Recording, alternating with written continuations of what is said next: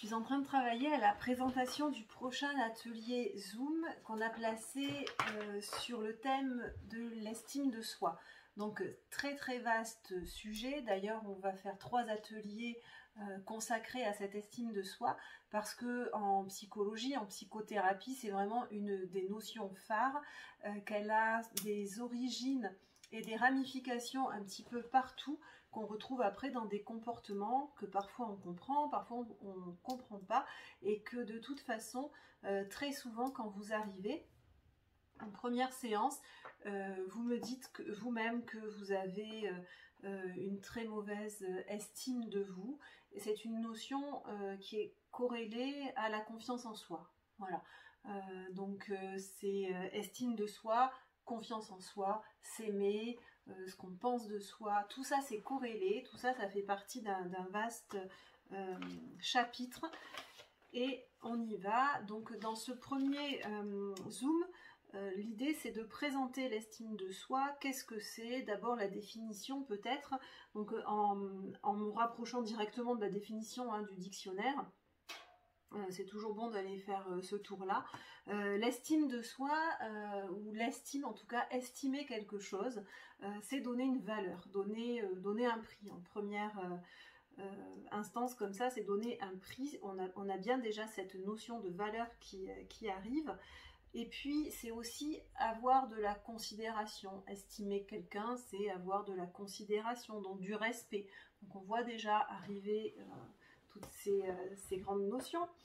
Et puis c'est aussi croire, estimer, donner une estimation, peut-être il va se passer ça, il va se passer autre chose. Moi j'estime que ça renvoie aussi à des croyances, des présupposés, à estimer quelque chose, à voilà, voir se projeter. Et du coup, s'estimer soi-même, comment on fait ce retour sur quelle valeur on se donne, comment on se projette aussi, qu'est-ce que on croit de soi. Ça a une grande incidence, enfin nos croyances individuelles, personnelles, mais avant nous-mêmes familiales, ont une incidence réelle sur la confiance en soi. Et puis le regard, parce que finalement ce qui est estimé, c'est d'abord juger, c'est d'abord évaluer. Donc il y a toujours cette notion du regard, et très souvent, vous le dites, le regard de l'autre, ça peut m'angoisser, ça peut me faire perdre mes moyens. Le jugement, l'évaluation, parfois une activité, tant qu'elle n'est pas évaluée, tant que vous n'êtes pas dans un cadre d'évaluation, il n'y a pas de souci, vous la faites très bien, très facilement, mais dès qu'il y a une quelconque évaluation ou regard d'autres, là ça devient plus difficile. Donc voilà pour le cadre, pour la définition. Ensuite, d'un point de vue, on entre là dans vraiment l'analyse de son estime de soi. Il faut qu'elle soit juste, l'estime de soi, pour être porteuse, pour être efficace. Elle doit être juste, donc ni trop en haut, ni trop en bas. Une estime de soi trop basse, on sait ce que ça donne, c'est des autocritiques, de la dévaluation, c'est toujours peur de ne pas être à la hauteur. Ça peut être aussi le syndrome de l'imposteur, ne pas se penser à la hauteur, à la bonne place, ne pas avoir les compétences alors qu'on les a, ne pas, voilà, toujours par pas assez bien, par cette critique-là, autocritique de soi. Mais une estime de soi trop haute, ça existe aussi, et c'est pas bon non plus finalement. Et il y a plein de méthodes qu'on peut penser être bonnes pour améliorer ou pour faire monter, mais finalement on sait que si on fait monter cette estime de soi de manière artificielle, ça ne marche pas, voire c'est contre-productif. Donc ça vaut le coup là de détailler un peu ce que c'est que cette estime de soi montée de manière superficielle. D'abord naturellement, une estime trop haute, type une arrogance, ça ne marche pas, ça donne des comportements un peu arrogants, un peu agressifs, un peu, on voit bien qu'on surestime, la personne se surestime, et finalement elle s'expose à d'autres difficultés, à des mises en échec, alors après selon les personnalités, soit il y a du déni, parce que c'est trop fort, parce que voilà, le mécanisme de défense empêche la personne, et sert à ça d'ailleurs, empêche et protège contre certaines remises en cause qui seraient trop douloureuses, trop dangereuses. Donc il y a plutôt l'arrogance, on balaye, on dénie cet échec, et puis on recommence du coup sur d'autres, et finalement c'est plus l'entourage qui repère les répétitions et soi-même.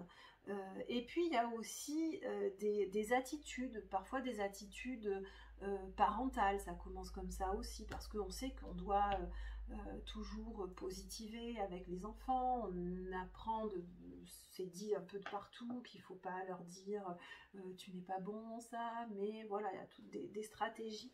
Bon, pour autant, là aussi, il faut être juste, et un enfant qui n'a pas les capacités, on n'est pas égaux face à des capacités, que ce soit des capacités intellectuelles, des capacités physiques, c'est une réalité, et c'est surtout pas à nier, ça fait pas de mal, au contraire.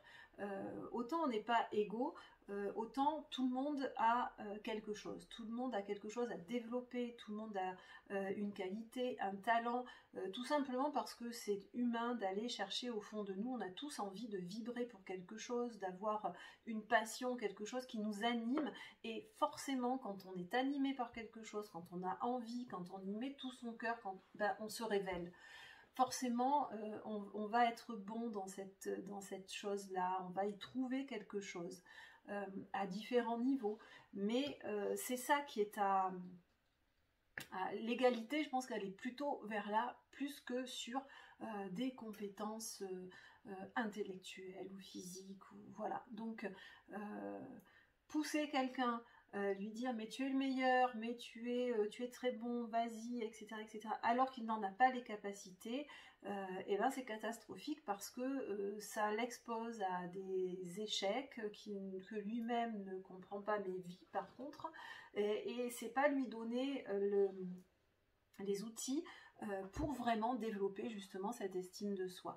C'est pour ça que on propose aussi aux enfants d'aller se tester dans différents domaines, dans des domaines très différents, d'aller faire des expériences, que ce soit intellectuelles ou physiques ou artistiques, ou aller tester, aller voir, et je crois que le parent est vraiment là pour percevoir ça, pour percevoir ce moment où l'enfant vraiment s'éclate dans ce qu'il fait, vraiment c'est son domaine, c'est facile pour lui. Il y a un moment où les choses sont plus faciles pour nous, et bien c'est le travail de parents, d'adultes, c'est aussi d'éducateurs, c'est aussi repérer ça, et souvent les éducateurs passent par la renarcissisation à cette étape-là, justement, des enfants qui sont en grande souffrance scolaire, avec des résultats où parfois le système scolaire ne leur correspond pas, il y en a quand même beaucoup, et qui sont du coup en échec et dans cette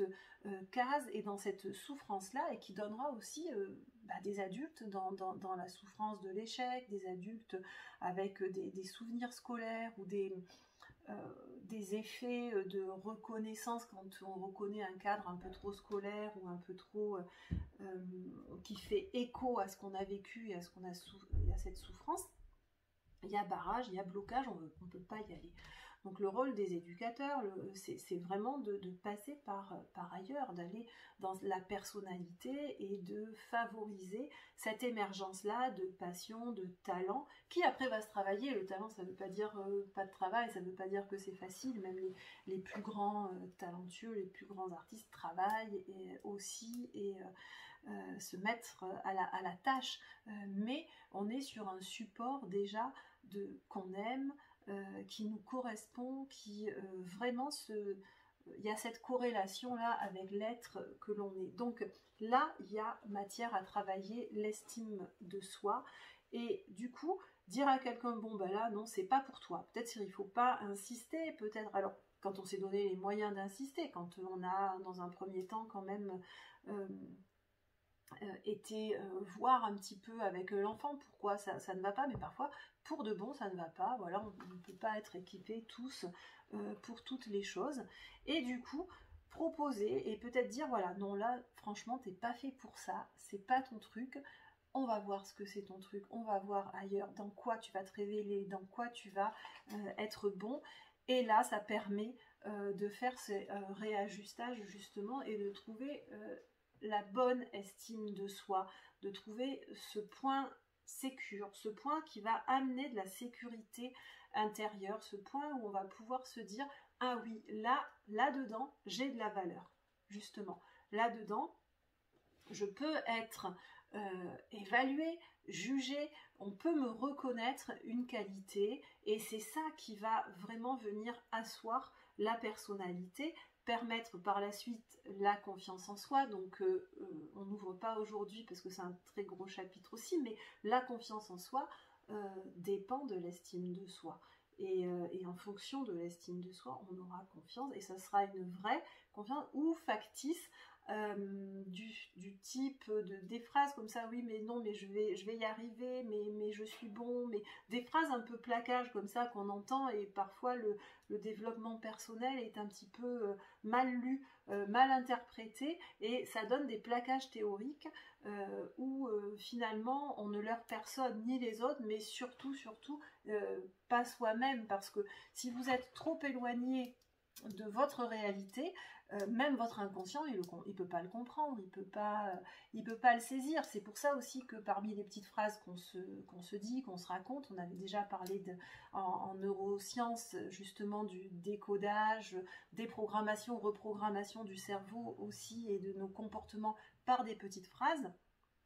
Et bien là, c'est important de ne pas surévaluer ces phrases et parfois il y a ce qu'on appelle des phrases étapes. Parce que parfois la projection ou l'objectif est tellement éloigné que c'est pas la peine de se dire je suis bon en saut en hauteur si je suis une catastrophe en saut en hauteur ou dans l'art ou dans les maths ou enfin ce que vous voulez. Si c'est trop, si votre phrase ou si ce que vous répétez parce qu'on vous a dit qu'il fallait être positif, et bien si c'est trop éloigné de la réalité, votre inconscient va pas le prendre. Voilà, il va voir que vous le leurrez, que vous le trompez, et ça ne fonctionnera pas. Voilà. Donc, on peut y aller plutôt par phrase étape, par amélioration, mais c'est surtout se rapprocher de ce qu'on aime, de ses talents et de ce qui permet d'être bon en quelque chose, et ça fait vraiment le soutien. Donc voilà, pour cette présentation depuis la définition de l'estime de soi, ce que c'est, et puis on verra après les blessures de l'estime de soi, qu'est-ce qui vient blesser dans l'enfance, qu'est-ce qui vient abîmer, et quelles blessures ça donne à l'âge adulte, dans quel domaine on les retrouve, sous quelle forme on peut les retrouver, et du coup, il faut faire le cheminement inverse, aller voir depuis l'enfance ce qui s'est passé pour permettre de désamorcer, de réécrire l'histoire. On a ce moyen-là avec les neurosciences de pouvoir réécrire un scénario plus adapté à l'adulte que l'on est et ainsi désamorcer et progresser. Voilà, suite pour le prochain atelier et puis en fonction aussi des commentaires et des discussions qu'on aura eues. Merci. Alors, l'atelier 1 de l'estime de soi, ça y est, a eu lieu. Il a soulevé quelques grandes questions, notamment la question de est-ce qu'il faut s'aimer pour réussir sa vie? Voilà, donc ça fait débat. Est-ce qu'il faut s'aimer pour réussir sa vie? On a commencé par qu'est-ce que c'est que réussir sa vie? Ça mérite déjà de se poser et c'est très souvent le cas quand vous venez en consultation. Déjà, si vous venez, c'est qu'il y a une souffrance, c'est qu'il y a quelque chose de repéré. Vous avez repéré quelque chose qui vous empêche d'aller bien, que ce soit dans n'importe quel domaine personnel, familial, professionnel, voilà, vous voulez améliorer votre vie finalement. Donc, qu'est-ce que réussir sa vie? Est-ce que c'est une réussite professionnelle, un bon poste, une bonne place, gagner suffisamment d'argent? Est-ce que c'est une réussite familiale que vous souhaitez? Est-ce que c'est une réussite globale? Et en fait, c'est vraiment ça. L'idée, c'est de regarder votre niveau de satisfaction générale. Autant de facettes que l'on peut avoir, intime, sociale, personnelle, professionnelle, toutes ces facettes-là. Donc, ça pose deux niveaux. On peut ne pas s'aimer, mais avoir une réussite professionnelle, par exemple. Et par contre, on ne peut pas ne pas s'aimer si on veut une réussite globale, générale, avec ce sens-là profond de dire j'ai réussi ma vie. Parce que pour réussir sa vie, justement, il faut avoir cette dose d'amour de soi pour à la fois se respecter, pour savoir, connaître sa valeur et qui est directement liée à ce respect-là. Je pense notamment à des réussites professionnelles importantes, de grandes réussites où la personne peut être très fière aussi de cette réussite professionnelle, avoir beaucoup misé là-dessus, tellement que ça a été peut-être au détriment d'une vie familiale, d'une vie de couple. Ça a peut-être même mis en échec un couple parce qu'on ne peut pas être de partout. Nos journées ont de toute façon que 24 heures, notre investissement psychique aussi, notre disponibilité mentale aussi, donc parfois c'est au détriment de certains autres pans de notre personnalité et du coup oui, grande réussite professionnelle mais un petit peu moins personnelle. Donc on voit très bien que la moyenne elle n'est pas pleinement à la satisfaction. Ce qui va permettre à cette moyenne d'être ajustée, d'être pleine là dans la satisfaction, c'est justement de s'aimer parce que s'aimer c'est se respecter.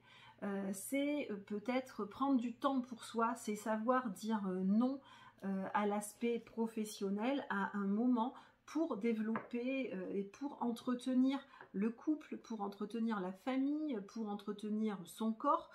C'est pas forcément lié aussi à l'autre, hein, c'est aussi une manière de se recentrer sur soi et c'est dans cette dimension-là qu'on dit il faut s'aimer.